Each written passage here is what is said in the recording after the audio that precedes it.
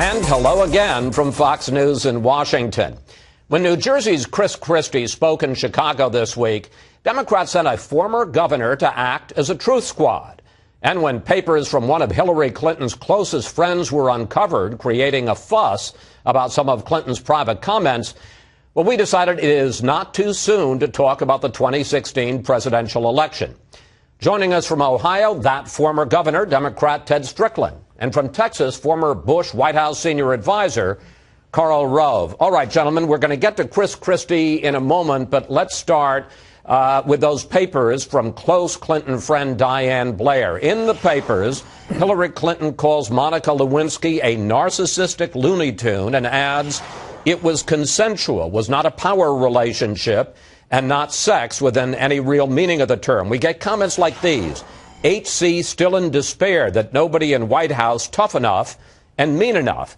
And then there is Senator Rand Paul going after former President Bill Clinton as a sexual predator. Their standard bearer seems to be a guy that was committing the workplace kind of violence that we should all be opposed to. Karl, I understand that Republicans are going to need an affirmative agenda, but does all that history, does it have any traction in 2016? Well, it may, but the trouble for Republicans is going to be it's easier to say what you're against and harder to say what you're for. Go back to 2000, for example. It would have been easy for then candidate Governor George W. Bush to have repeated some of the charges made by Newt Gingrich and others against the conduct of Bill Clinton in the White House. But instead of being against something, he said, I will restore dignity and honor to the White House, describing what he was for. And anybody who is going to take on Hillary Clinton in 2016, if she is the Democratic candidate or if she does run, Democrat or Republican, had better focus on describing what they're for in a way that allows them to contrast implicitly with Mrs. Clinton. Democrat or Republican, easier to say what you're against, harder to say what you're for, and more important to say what you're for. But Governor Strickland, if elections, and it's almost a cliche by now, if elections are about the future, doesn't Hillary Clinton and to a certain degree Bill Clinton, don't they have a lot of history to live down? Well, Chris, they do. But, you know, some people think the Republican Party is a party of old ideas. And I agree with Karl on this issue. To go back and to regurgitate something that happened 15, 20 or more years ago, I don't think says a lot about the future. And I believe the 2016 presidential election, regardless of who the candidates are, should be about the future and not a rehashing of the past. Well, let's talk about Clinton's record as Secretary of State, which I'm sure you both would agree will be fair game. It'll be the last public role she held before she runs, if she runs. No signature diplomatic breakthroughs. And then, of course, there's also Benghazi, where even on the day that the 4 Americans, dead Americans from Benghazi were returned to Andrews Air Force Base, Clinton seemed to conflate the attack on the consulate with that anti-Islam video. Take a look.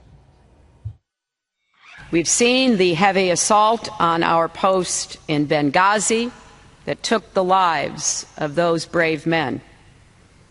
We've seen rage and violence directed at American embassies over an awful Internet video that we had nothing to do with. Karl, how big a deal will Benghazi be for Hillary Clinton over the next 2+ years? I think it'll be a big deal for 2 reasons. First of all, there are lots of unanswered questions. Why did she and her top officials in the State Department ignore the demands for security, the requests for security in our facilities in Libya? Why did the United States government, the State Department specifically, ignore the actions of other governments like the United Kingdom in removing their diplomats from Benghazi? Who is responsible for sending out Susan Rice to tell the American people this was all about an Internet video?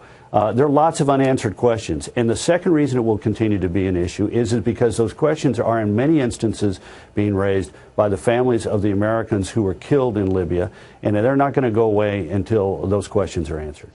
Governor Strickland, doesn't Benghazi and the failure, as Karl suggested, to beef up security at the consulate, doesn't that undercut Hillary Clinton's claim, and we all remember it from the 2008 campaign when she had that phone call ad, the unanswered phone call, the idea that she has the ability to respond to a crisis in the middle of the night And in that case, Obama doesn't, but in this case, it would be whoever the Republican doesn't. Doesn't that undercut her claim?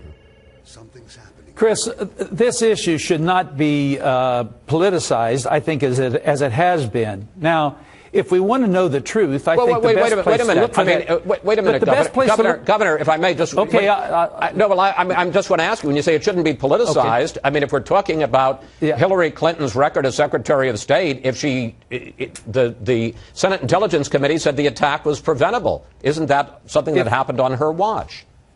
If I can respond, Chris. Yes, sir. The best place to go for answers and the truth, I believe, is to the Senate Intelligence Committee.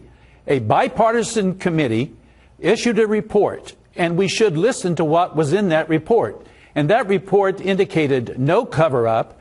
The report indicated no direct responsibility from Secretary Clinton. And that, I think, is the fairest answer to the questions that are being raised.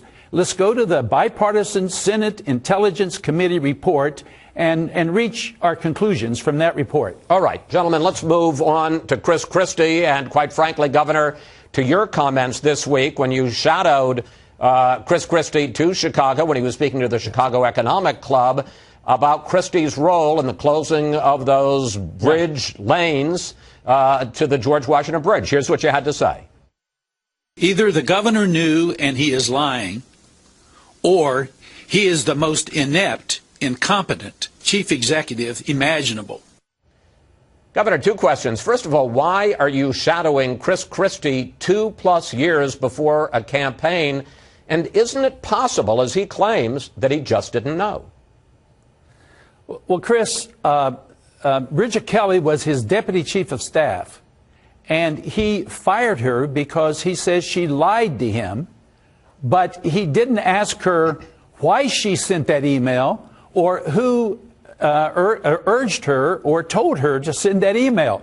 That's just unbelievable. I cannot believe that a governor, and I've been one, and I've had a close staff, and we've worked together on a daily basis. Why didn't he ask her why she sent that email and try to find out why and who told her to do that? She obviously didn't do that on her own. And that's just one of the many issues that I think need to be answered and addressed in this controversy. And why, sir? If the governor didn't do that, let me ask you, why sir, didn't he do it?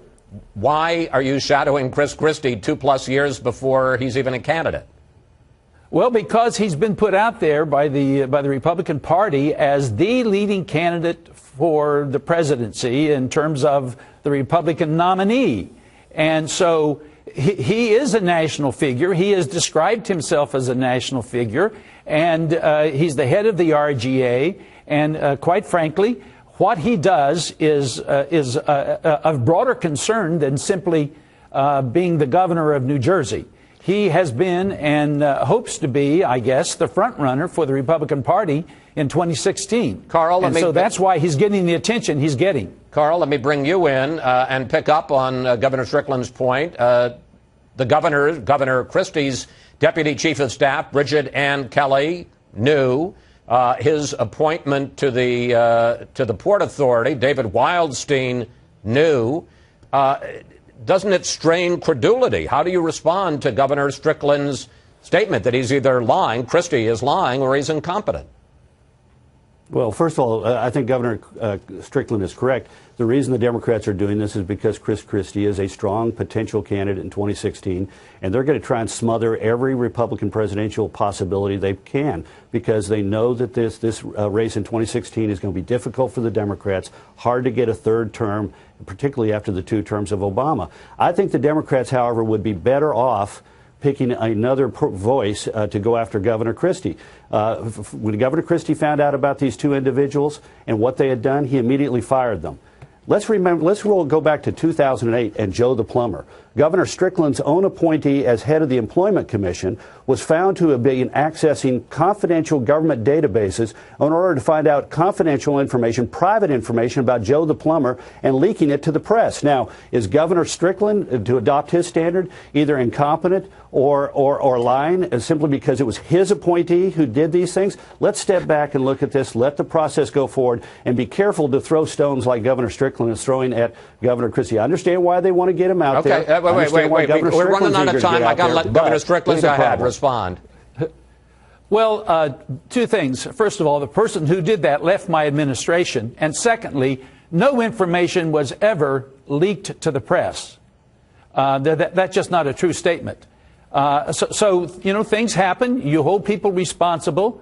And the Governor Christie has held Bridget Kelly responsible. But we still do not know who told Bridget Kelly to do what she did. Okay. Obviously, there were who told your employment commissioner? Who told your employment commissioner to do what she did? And she did leak confidential information. Damaging information about Joe the plumber was leaked to the press. It did not come from her. It did not. And who did it come from, Governor? Who did it come from? Who did it come from? From confidential government databases, Governor. Carl, there was no information about Joe the plumber that was leaked to the press. There was indication I'd go back and look at the record, Governor, if I were you. Gentlemen, I'd go back and look at the public record. Gentlemen, we're going to have to cut it off here. I will say, Carl. Carl, we'll continue this conversation if you'd like. I'll give you my phone number. Yeah, listen, you two continue this conversation offline. We'll settle the issue of Joe the plumber in addition to Hillary. You know, it's sort of one of the golden hits, an olden Goldie. Carl, Governor Strickland, thank you both. Thanks for joining us today.